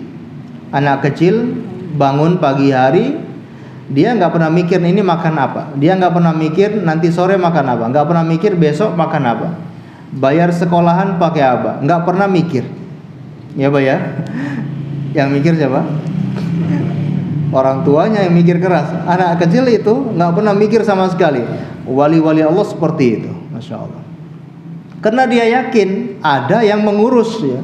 Dia yakin ada yang mengatur. Dan wali-wali Allah ya, seperti anak kecil ya, ketika mudah menangis ya, ketika ada apa-apa selalu nangis. Nah itu wali-wali Allah. Pengen apa nggak dituruti, nangis. Nah itu wali-wali Allah. Ketika pengen apa-apa, nangisnya kepada Allah Subhanahu wa ta'ala. Termasuk wali-wali Allah seperti anak kecil, yaitu kalau bertengkar maka mereka mudah memaafkan. Anak kecil itu ketika bermain mungkin puluhan kali mereka bertengkar, tapi setelah selesai ya sudah main lagi. Nggak ada dendam. Nah itu wali-wali Allah Subhanahu wa ta'ala. Nah salah satunya adalah wali-wali Allah itu nggak pernah khawatir soal rizkinya, karena dia percaya ada yang mengatur, persis seperti anak kecil. Dia nggak mikir, dia nggak khawatir, karena dia percaya ada orang tuanya yang mengurusi itu semua. Ya termasuk anak kecil, anak bayi ketika dilempar ke atas malah dia tersenyum, dia malah ketawa. Kenapa? Ya dia yakin ada yang menangkapnya gitu kan. enggak dilempar dia malah menangis, enggak. Kenapa? Karena dia tahu pasti dia akan ditangkap kembali, maka dia malah ketawa. Taib, ini orang-orang yang bertauhid. Jadi celah-celah kekhawatiran itu sudah tertutup, baik masalah rezeki, masalah jiwa, masalah keluarga. Rasa takut terhadap manusia tidak ada sama sekali, ya. Dia hanya takut kepada Allah Subhanahu wa ta'ala, ya. Dia melakukan yang hak, dia memerangi yang batil sesuai dengan aturan Allah Subhanahu wa ta'ala. Walaupun banyak orang yang tidak suka, dia tidak peduli. Banyak orang yang memusuhi dirinya, dia tidak peduli. Dia tidak takut ditinggalkan oleh manusia. Dia tidak takut ditinggalkan oleh pengikut-pengikutnya, oleh bawahan-bawahannya, oleh jamaah-jamaahnya. Dia enggak takut. Asalkan itu kebenaran, maka dia sampaikan, dia lakukan, dia tegakkan. Itulah orang-orang yang bertauhid. Apalagi kepada jin, ya. Enggak takut sama jin. Pocongan apalagi. Malam-malam keluar enggak takut sama pocongan. Ini orang-orang yang bertauhid, ya. Atau takut dengan ancaman-ancaman jin, ya. Kalau nanti seperti ini, kalau tidak menyerahkan sesajen ini, nanti akan diteror sama jin ini jin itu. Dia enggak takut sama sekali. Atau dia enggak takut dengan kematian. Kan ada orang yang dihinggapi perasaan was-was, selalu takut mati. Mau naik pesawat, was-was nanti kalau jatuh bagaimana? Mau naik mobil, nanti kalau tabrakan bagaimana? Mau jalan kaki, nanti disenggol gimana? Akhirnya apa? Hidup dipenuhi dengan kewas-wasan, kekhawatiran. Ada orang-orang yang seperti itu. Tapi kalau takut mati, maksudnya lah akhirnya menyebabkan dia semangat beribadah, segera bertobat kepada Allah, ini bagus. Ini yang dianjurkan. Kita dianjurkan selalu takut mati, selalu mengingat kematian. Fungsinya untuk kita segera tobat, segera semangat ibadah. Bukan takut mati yang isinya was-was, ya. Kalau saya mati nanti anak saya gimana, nanti istri saya gimana, atau saya kalau berjalan lewat sini, nanti saya kalau jatuh dari motor gimana, nanti kena tabrak gimana. Ini was-was dari syaitan, ya. Orang yang bertauhid tidak ada hal-hal seperti itu. Seorang mukmin yang bertauhid kepada Allah hanya takut kepada satu, yaitu Allah. Karena itu ia merasa aman ketika manusia ketakutan dan merasa tenang ketika mereka kalut, ya, mereka khawatir, dia selalu merasa tenang. Ini yang disebutkan oleh Allah dalam Al-Qur'an, wa alladzina amanu wa lam yalbisu imanahum bidzulmin ulaika lahumul amnu wa hum muhtadin, ya. Muhtadun. Orang-orang yang beriman lalu tidak mencampur adukan keimanan dengan kedzaliman, mereka akan mendapatkan keamanan dan juga mendapatkan petunjuk. Ya. Dari mana keamanan itu? Keamanan itu bersumber dari jiwa, ya, bersumber dari hati. Bukan karena ada yang mengawal, bukan karena ada bodyguard, ada polisi, ada tentara, atau ada pasukan khusus yang mengawal orang itu. Bukan gara-gara itu dia aman. Tapi aman itu bersumber dari keyakinannya, dari kepercayaannya yang kuat dalam hati. Itulah yang membuat dia selalu merasa aman. Ya, kita lihat misalkan para sahabat Nabi Shallallahu Alaihi Wasallam, walaupun mereka jumlahnya sedikit, senjatanya terbatas, ketika berhadapan dengan musuh yang jumlahnya berkali-kali lipat, senjatanya lebih banyak dari mereka, tidak pernah gentar sama sekali. Ya. Ketika habis perang Uhud, ya, dikatakan bahwa orang-orang kafir, innan nasa qad jama'u lakum fakhshawhum fazadahum imanan, ya, wa qalu hasbunallah wa ni'mal wakil. Jadi ketika orang-orang itu berkata, sesungguhnya orang-orang kafir berkumpul untuk menyerang kalian kembali, maka takutlah kepada mereka. Maka apa kata mereka? Fazadahum imanan. Justru mereka bukan takut, semakin berani, semakin bertambah keimanannya, dan mereka mengatakan hasbunallah wa ni'mal wakil. Cukuplah Allah sebagai penolong. Ya, ini orang-orang yang bertauhid, hatinya aman. Ya, karena keyakinannya yang kuat. Kemudian disebutkan dan keamanan yang dimaksudlah keamanan dunia. Adapun keamanan akhirat adalah lebih besar dan lebih abadi. Akan mereka rasakan nanti di akhirat. Ini baru di dunia mereka sudah merasakan keamanan. Maka nanti di akhirat mereka lebih merasakan keamanan yang abadi. Hatinya tenang. Di hari kiamat nanti wajahnya berseri-seri. Itu terlihat karena orang-orang yang merasa aman, tidak takut, mereka merasa nikmat. Makanya disebutkan orang-orang yang beriman pada hari kiamat, wujuhu yauma idzin nadhirah ila rabbiha nadhirah.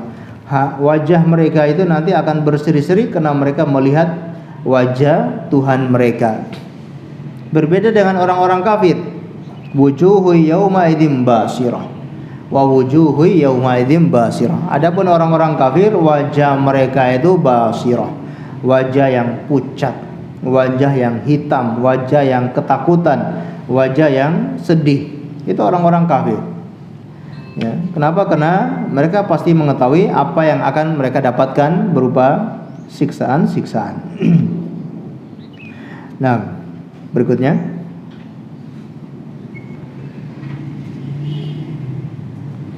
yang keempat, tauhid adalah sumber kekuatan jiwa. Tauhid memberikan kekuatan jiwa yang luar biasa karena jiwanya penuh rasa harap pada Allah, percaya dan tawakal kepadanya, ridho atas qadar ketentuannya, dan sabar atas musibahnya, serta sama sekali tak mengharap sesuatu pada makhluk. Jiwanya kokoh seperti gunung. Apabila musibah menimpa, ia segera memohon kepada Allah agar dibebaskan darinya. Ia tidak meminta kepada orang-orang mati. Syiar dan semboyannya adalah sabda Rasulullah SAW, bila sa'alta fas'alillah wa ila sta'anta fasta'in billah. Artinya, bila kamu meminta maka mintalah kepada Allah, dan bila kamu memohon pertolongan maka mohonlah pertolongan kepada Allah. Hadis riwayat At-Tirmidzi, ia berkata hadis hasan sahih. Dan firman Allah Ta'ala, wa yamsaskallahu bidurrin fala kashifa lahu illahu. Artinya, jika Allah menimpakan kemudaratan padamu, maka tidak ada yang dapat menghilangkannya melainkan hanya Dia. Surat Al-An'am ayat 17. Nah, barakallahu fiik. Manfaat tauhid yang keempat adalah sumber kekuatan jiwa. Masya Allah. Orang yang bertauhid, jiwanya akan kuat. Walaupun dia sebatang kara, walaupun dia sendirian, dia tidak ada yang menolong, dia kuat, jiwanya kuat karena dia percaya bahwa ada yang menolongnya, ada yang membantunya, yaitu Allah Subhanahu wa taala. Apabila dia punya permasalahan, maka dia selalu minta kepada Allah Subhanahu wa taala. Sebagaimana kata Nabi sallallahu alaihi wasallam, "Idza sa'alta fas'alillah wa idza sta'anta fasta'in billah." Apabila engkau ingin minta sesuatu, mintalah kepada Allah. Apabila engkau minta pertolongan, mintalah pertolongan kepada Allah. Ini orang-orang yang bertauhid. Sebelum dia cari bantuan kepada orang lain, dia terlebih dahulu minta bantuan, minta tolong kepada Allah Subhanahu wa taala. Maka jiwanya selalu kuat. Sekalipun tidak ada yang menemani dia. Ya, sekalipun resikonya mungkin dia harus berpisah. Contoh, orang yang bertauhid apabila mungkin ada masalah dalam keluarganya, dia harus berpisah dengan suaminya, dia tidak khawatir. Dia mengambil jalan perceraian, dia tidak khawatir. Nanti dia makan pakai apa, nanti dia hidup bagaimana, dia tidak khawatir. Ya, karena mungkin rumah tangganya nggak bisa dipertahankan, ya dia tidak pernah takut. Dia percaya dia punya Allah yang akan menolongnya, Allah yang akan memberi makan, memberi minum kepadanya. Ya. Maka dia tidak larut-larut dalam kesedihan, atau dia tidak larut dalam penderitaan dengan pasangan yang mungkin sudah tidak bisa cocok dengan dirinya. Ya. Ini orang-orang yang bertauhid, wanita yang bertauhid. Atau ketika dia sendirian, menjadi, mohon maaf, mungkin suaminya sudah meninggal dunia, dia menjadi seorang yang single parent, ya, menjadi janda, dia tidak khawatir, tidak peduli tidak takut sama sekali, karena dia yakin ada Tuhannya yang menolongnya. Kita lihat misalkan Ibunda Hajar ditinggal oleh suaminya, pergi ke tempat yang jauh, tidak ada yang menemani mereka sama sekali, hanya seorang wanita bersama bayinya yang baru lahir. Tapi lihat, karena tauhid, maka jiwanya kuat, jiwanya berani, dia tidak takut dengan siapapun, dia hanya bergantungkan nasibnya, urusannya hanya kepada Allah Subhanahu wa taala. Dan Allah tidak pernah menyia-nyiakan hambanya yang bertauhid, hambanya yang beribadah, yang menjalankan ketaatan. Mustahil Allah membiarkan hambanya tanpa bantuan. Orang yang tidak sholat saja dibantu oleh Allah, orang yang tidak taat saja dikasih rizki oleh Allah, apalagi ini orang yang beribadah, ini orang yang bertauhid, ini orang yang menjalankan ketaatan, orang yang taat kepada agamanya, maka pasti akan dibantu oleh Allah Subhanahu wa taala. Nah, orang-orang yang bertauhid, mereka hanya bergantung kepada Allah dalam segala urusan. Ketika mendapatkan musibah, mereka bergantung kepada Allah, sebagaimana Allah berfirman, wa iyyamsaskallahu bidurrin fala kashifalahu illahu. Jika Allah menimpakan kemudaratan kepadamu, maka tidak ada yang dapat menghilangkannya kecuali Allah Subhanahu wa taala.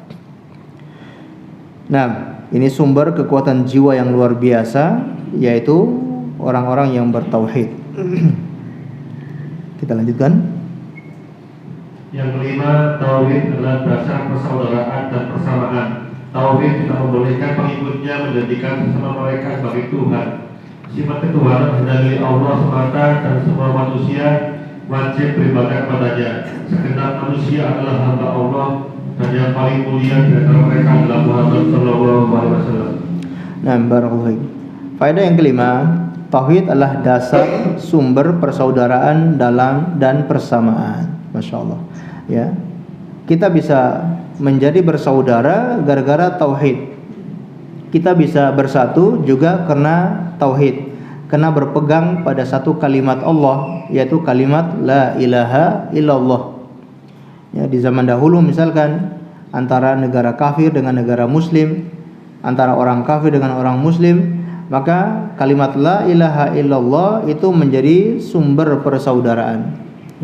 Ketika mereka mendengar di suatu wilayah, ternyata di situ mereka melantunkan azan, mereka mengucapkan syahadat la ilaha illallah, berarti mereka itu saudara, mereka itu bukan musuh.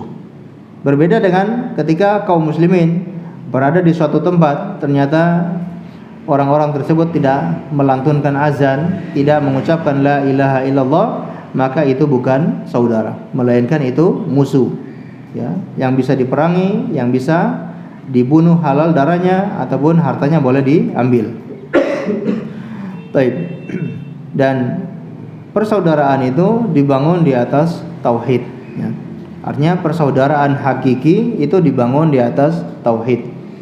Adapun persaudaraan nasab, persaudaraan keturunan, ini hanya persaudaraan duniawi. Persaudaraan duniawi yang bisa berubah ketika ada penghalang persaudaraan tersebut. Ketika ada peperangan antara muslim dengan kafir, sekalipun mereka itu saudara sesama bapak atau saudara sesama ibu, ketika sama-sama saling membela agamanya, maka bukan lagi menjadi saudara, tapi sekarang sudah menjadi musuh. Bahkan kita lihat, ya, ketika perang Badar sampai dinamakan dengan perang Al-Furqan, Yaumul Furqan, ya, hari pembeda antara orang beriman dengan orang kafir. Karena ketika itu seorang ayah berperang membunuh anaknya, atau seorang anak berperang membunuh bapaknya, saudara membunuh saudaranya, karena bukan saudara lagi. Kalau sudah urusannya adalah agama, sama-sama membela agamanya masing-masing.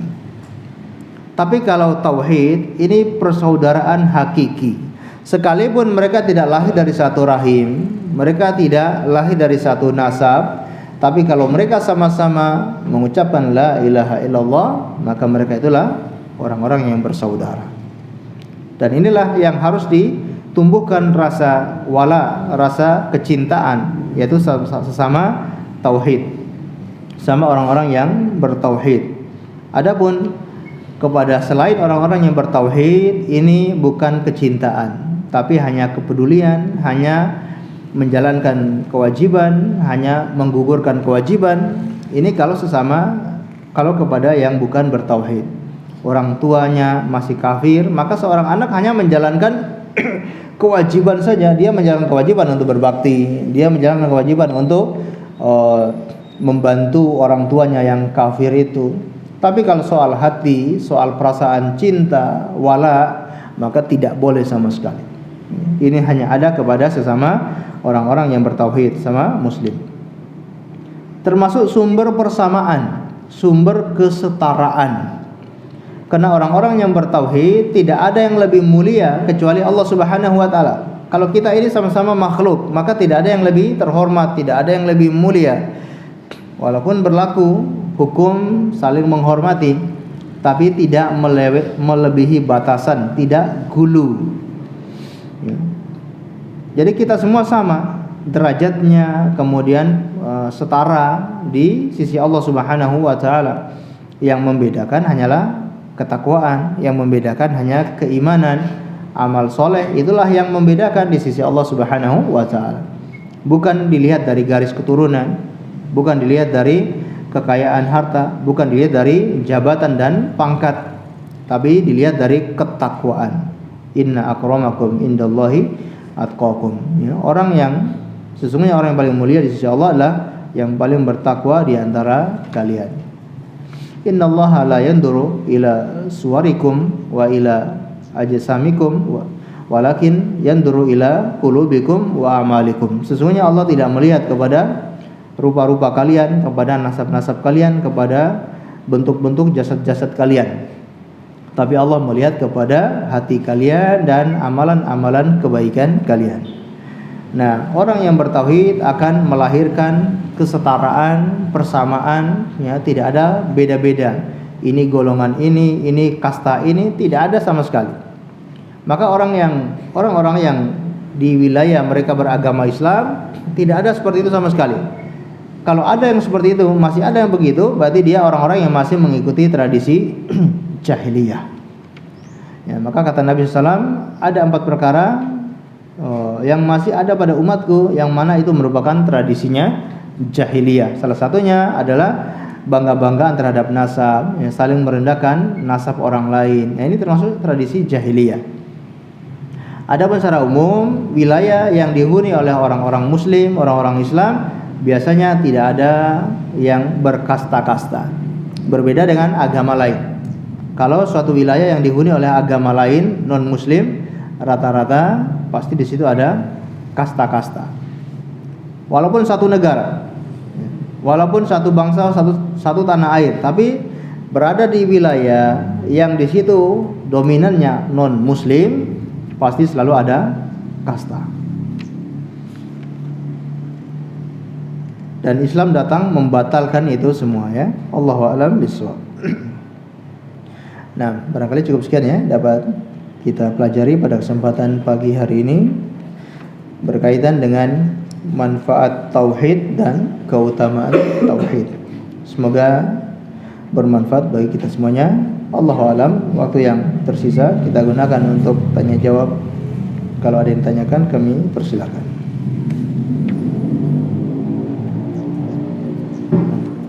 Assalamualaikum Ustaz, izin bertanya, jika kita melihat kepada sosok Nabi Muhammad SAW yang dimana dakwah beliau ini memutarakan akhlak yang mulia dan dakwah yang hikmah, yang paling hikmah, tetapi meskipun begitu tetap saja dimusuhi, bahkan hampir dibunuh bahkan oleh keluarga beliau sendiri. Pertanyaannya, apakah kita yang mengikuti beliau ini juga pasti dimusuhi, diganggu ketika kita menyampaikan tauhid dan mengingat kesyirikan kepada keluarga kita dan kerabat atau yang lainnya? Terima kasih. Nah, barakallahu fiik. Nah, ya, apalagi kita, ya, Nabi Muhammad saja yang sempurna akhlaknya, cara penyampaiannya, ilmunya, retorikanya, itu saja ada yang tidak mau menerima. Bahkan beliau dimusuhi oleh orang-orang yang beliau dakwai. Apalagi kita yang retorikanya ala kadarnya, ilmunya terbatas, apalagi akhlaknya gitu ya. Akhlaknya ya jauh sekali dengan akhlak Rasulullah Sallallahu Alaihi Wasallam. Dan yang disampaikan masalah hal-hal yang bersinggungan dengan tradisi atau kebiasaan masyarakat. Nah, tentu ya, sampai kapanpun orang-orang yang mengikuti dakwah Rasulullah dan meneladani dakwah Rasulullah pasti akan mendapatkan perlawanan, ya, pasti akan mendapatkan musuh. Walaupun kita tidak mengharapkan itu, kita yang berdakwah, mendakwakan tauhid, mengikuti metode Rasulullah di dalam berdakwah, sama sekali kita tidak bercita-cita agar mendapatkan musuh. Ya, kita nggak pernah mengharapkan agar kita dimusuhi. Ya, ini sama sekali tidak. Tapi kenyataannya memang setiap dakwah yang sesuai dengan dakwanya Rasulullah pasti ada musuhnya. Sebagaimana Rasulullah ketika berdakwah akan dimusuhi oleh orang lain, maka siapapun yang mengikuti dakwanya Rasulullah juga pasti akan dimusuhi oleh orang lain. Kalau nggak mau dimusuhi, jangan dakwah dengan dakwanya Rasulullah. Jadi aman sudah. Kalau nggak mau dimusuhi ya, tinggal kita menyelisih dakwanya Rasulullah, insya Allah aman. Itu pun kadang-kadang masih dimusuhi ya. Baik. Jadi kalau pertanyaannya apakah pasti akan dimusuhi? Jawabannya pasti akan dimusuhi. Karena namanya al-haq pasti berlawanan dengan al-batil. Kebenaran pasti akan berhadapan dengan keburukan, kebaikan berhadapan dengan keburukan, dan itu sampai hari kiamat. Orang yang menegakkan kebenaran pasti akan berhadapan dengan orang yang menegakkan keburukan. Orang yang menegakkan al-haq pasti berhadapan dengan yang menegakkan al-batil, dan itu sudah sunnatullah, ya, sudah ketetapan Allah sampai hari kiamat. Dan tentu semua sunnatullah, ketetapan Allah pasti ada hikmahnya. Dan itu supaya kita ini jangan berkecil hati atau jangan surut semangatnya di dalam berdakwah. Jadi kita menyampaikan kalau pasti akan ada musuh, bukan tujuannya agar kita itu mengharapkan datangnya musuh, tapi kita itu supaya punya persiapan. Ketika kita berdakwah dimusuhi, ya, tidak diterima atau dibenci sama orang lain, kita siap, ya, enggak berkecil hati, enggak kecewa. Nah, Allahu a'lam bishawab. Monggo. Yang belakang. Assalamualaikum warahmatullahi wabarakatuh. Waalaikumsalam warahmatullahi wabarakatuh. Saya mau menanyakan ini Ustaz, masalah. Assalamualaikum warahmatullahi wabarakatuh. Waalaikumsalam warahmatullahi wabarakatuh. Ya, istighosa artinya meminta pertolongan ya Ustaz ya. Apakah istighosa itu termasuk ibadah-ibadah hati? Yang saya tanyakan ini kriteria istighosa yang dibolehkan atau yang dilarang. Kalaupun misalkan ada yang dilarang, apakah termasuk jatuh dalam kesyirikan akbar atau kesyirikan asghar? Nah, masalah istighosa ini amalan hati dan lisan, ya. Jadi istighosa itu adalah seseorang memohon kepada Allah dalam kondisi kepepet, kondisi yang sangat genting. Jadi dalam bahasa Arab memang dibedakan, ya. Namanya permintaan itu ada beda-beda, ya. Ada permintaan di saat genting, ada permintaan di saat lapang. Itu bahasanya atau sebutannya berbeda-beda. Nah, ketika orang meminta kepada Allah atau berdoa kepada Allah di saat genting, di saat kepepet, nah itulah yang diistilahkan dengan istighotsah. Contohnya orang sedang tenggelam, ya, atau ada kapal tenggelam. Nah, ini dalam kondisi yang kepepet, dia pengen ditolong, maka dia berdoa kepada Allah. Nah, doa dalam kondisi seperti itu dinamakan istighotsah. Atau dia tertimbun oleh tanah, ataupun dia menggali terowongan lalu tertimbun oleh tanah, atau dia masuk ke dalam gua, kemudian batu besar jatuh menutupi mulut gua, tidak bisa keluar. Nah, itu kondisi-kondisi genting itu ketika orang berdoa namanya istighotsah. Jadi itu merupakan amalan lisan dan amalan batin, amalan hati. Jadi lisannya memohon kepada Allah, batinnya betul-betul mengharapkan datangnya pertolongan dari Allah. Kemudian istighotsah ini termasuk amalan yang dibolehkan atau tidak? Termasuk amalan yang mulia, amalan yang ibadah yang mulia kalau itu ditujukan kepada Allah Subhanahu wa taala. Karena dia tahu dia punya Tuhan, dia punya Allah yang akan menolong dirinya, maka dia beristighotsah kepada Allah. Maka ini ibadah yang agung, ibadah mulia. Sebagaimana Rasulullah juga beristighotsah ketika akan menghadapi pasukan Quraisy di saat perang Badar. Di saat perang Badar, Rasulullah istighotsah, mengangkat tangannya sampai setinggi mungkin. Beliau tidak menurunkan tangannya sampai selendang surban yang ada di pundak atau leher beliau itu terjatuh berkali-kali, diangkat oleh Abu Bakar, diletakkan lagi. Kata Abu Bakar, "Wahai Rasulullah, Tuhanmu sudah mendengar doa-doamu. Berhentilah wahai Rasulullah." Sampai Abu Bakar merasa iba lihat Rasulullah yang doanya sangat panjang dan lama itu. Nah, ini istighotsah. Kondisinya genting. Pasukan kaum muslimin hanya sedikit, hanya 300. Orang-orang kafir 1000 atau 900, 3 kali lipat, 1000 ya. 3 kali lipat. Senjatanya juga tidak ada. Nah, ini beliau kondisi genting istighotsah kepada Allah. Ataupun para sahabat yang lain juga pernah mereka beristighotsah kepada Allah Subhanahu wa taala. Nah, ini yang boleh dianjurkan. Nah, yang tidak boleh itu kalau beristighotsah kepada selain Allah. Ya, kalau dia beristighotsah kepada selain Allah, maka termasuk syirik akbar, ya, syirik besar. Datang ke kuburan, ya.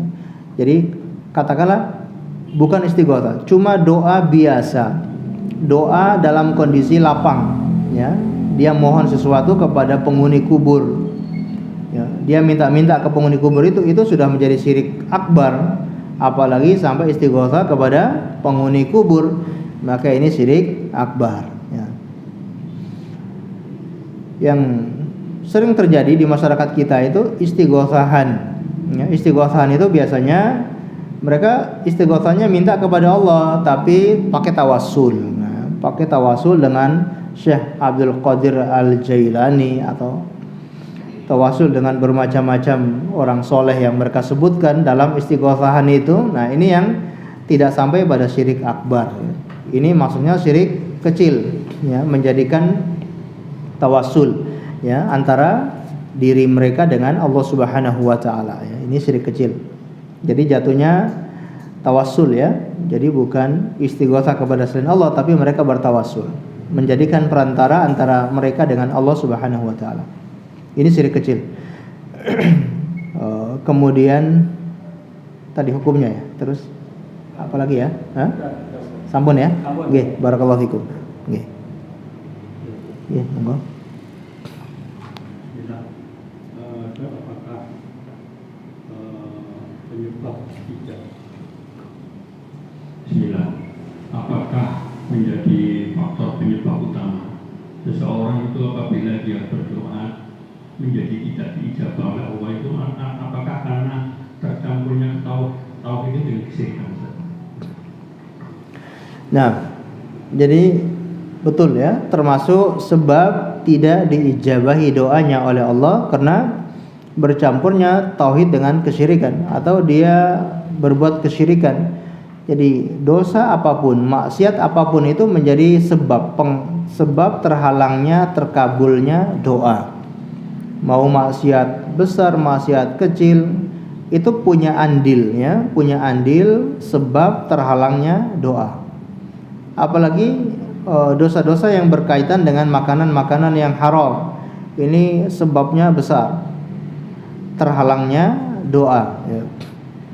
Yang mana Rasulullah sebutkan orang yang melakukan perjalanan jauh, af'afa aghbara, yamuddu yadayhi ila sama, ya rabbi wa mat'amuhu haram wa mashrabuhu haram wa ghudhiya bil haram wa malbasuhu haram wa ghudhiya bil haram fa anna yustajabu lidzalik. Orang yang pakaiannya compang-camping, rambutnya berdebu, safar perjalanan yang sangat jauh, dia mengangkat tangannya minta sesuatu kepada Allah sambil berkata, ya Allah, ya Allah, ya Rabbi, ya Rabbi. Tapi makanannya haram, minumannya haram, pakaiannya haram, pendapatan penghasilannya haram. Gimana mungkin, kata Rasulullah, dikabulkan doanya oleh Allah? Jadi ini sulit, doanya dikabulkan oleh Allah Subhanahu wa taala. Baik, seandainya doanya dikabulkan pun itu bukan pengkabulan dalam bentuk kasih sayang, ya. Pengkabulan dalam bentuk ujian ataupun malah istidraj. Jadi jangan dipikir, oh doa saya walaupun berbuat syirik tapi doa saya terus dikabulkan. Jangan senang dulu, ya. Bisa jadi ini istidraj, ya. Termasuk mungkin ada orang yang datang ke kuburan, minta-minta ke makam, selalu dikabulkan, selalu terwujud hajatnya itu. Giliran datang ke masjid, minta-minta kepada Allah, enggak terwujud. Tapi giliran tiap kali datang ke kuburan minta hajat langsung terwujud. Jangan senang dulu. Nah, ini istidraj. Baik, Allahu a'lam bishawab. Nih. Terima kasih Pak Ustaz. Ini tadi melanjutkan pertanyaan dari Bapak yang di belakang tadi mengenai istighosa.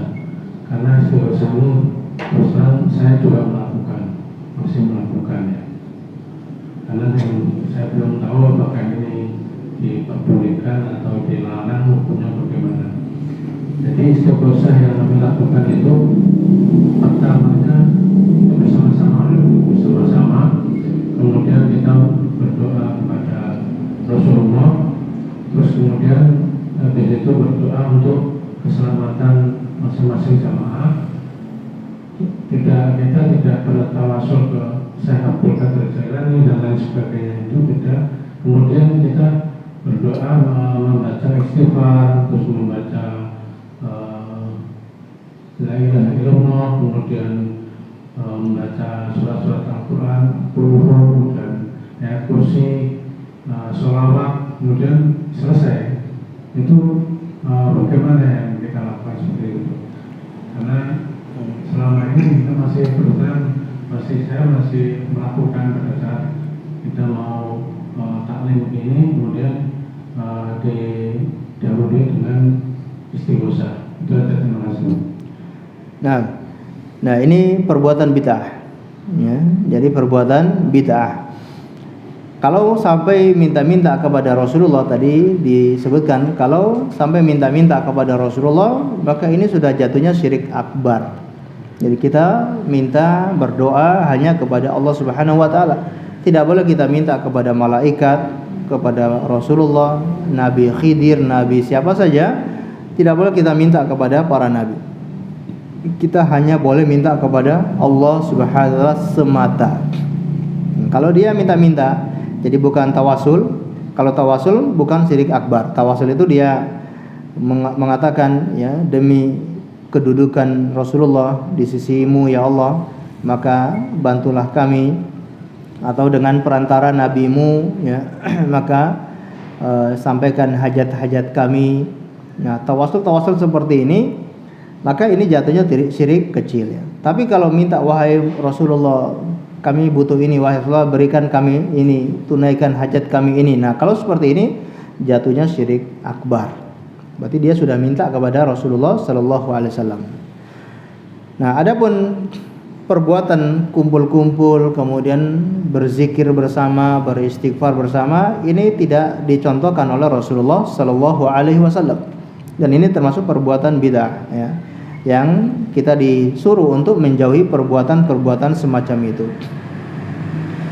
Kalau seandainya terjadi peristiwa besar, peristiwa yang genting, kemudian masing-masing beristighosa kepada Allah, maka boleh, ya. Ya Allah tolong kami, ya Allah tolong kami. Ya. Tiba-tiba suatu wilayah dilanda bencana besar, mereka semua dalam kondisi yang kepanikan, genting, masing-masing semua beristighosa kepada Allah, ini boleh, ya. Tapi kalau duduk kemudian masing-masing dipimpin oleh satu orang, lalu baca istighfar, baca la ilaha illallah, ini bisa dibilang bukan istighosa juga, ya. Cuma hanya istilahnya saja istighosahan. Karena dari pengertian istighosa itu ketika terjadi kondisi yang genting. Ya, istighotsah itu kadang cuma rutinitas misalkan, atau mau menghadapi ujian, menghadapi ujian kenaikan kelas atau ujian keterima apa, ujian tes apa, istighotsah dulu. Nah ini nggak genting gitu ya, tinggal belajar aja sudah. Kita belajar dengan serius, insya Allah bisa mengikuti tes ujian itu. Jadi bukan perkara yang genting. Maka kalau dibilang istighotsah juga sebetulnya tidak masuk juga. Cuma kegiatan rutinitas itu hanya dinamakan dengan mungkin istighotsahan ya namanya gitu. Tapi sebetulnya itu bukan istighotsah. Karena istighotsah itu betul-betul genting. Contoh misalkan jenengan kumpul di satu tempat untuk istighotsah, kira-kira kondisi gentingnya apa gitu? Ada kondisi gentingnya atau kondisinya biasa-biasa aja, nggak ada yang betul-betul genting gitu. Berarti ini hanya zikir bersama saja sebetulnya.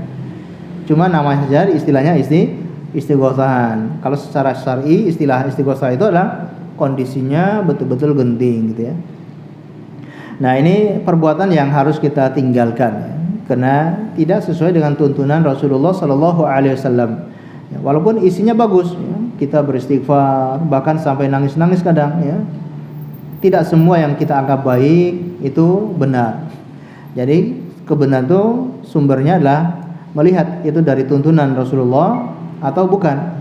Kalau bukan, maka kita sebagai seorang muslim, umatnya Rasulullah, kita tinggalkan yang tidak dicontohkan oleh Rasulullah, kita jalankan yang dicontohkan saja ya. Nah, Allahu a'lam bishawab. Nah, baik. Cukup. Nah, kita akhiri dengan membaca doa kafaratul majelis.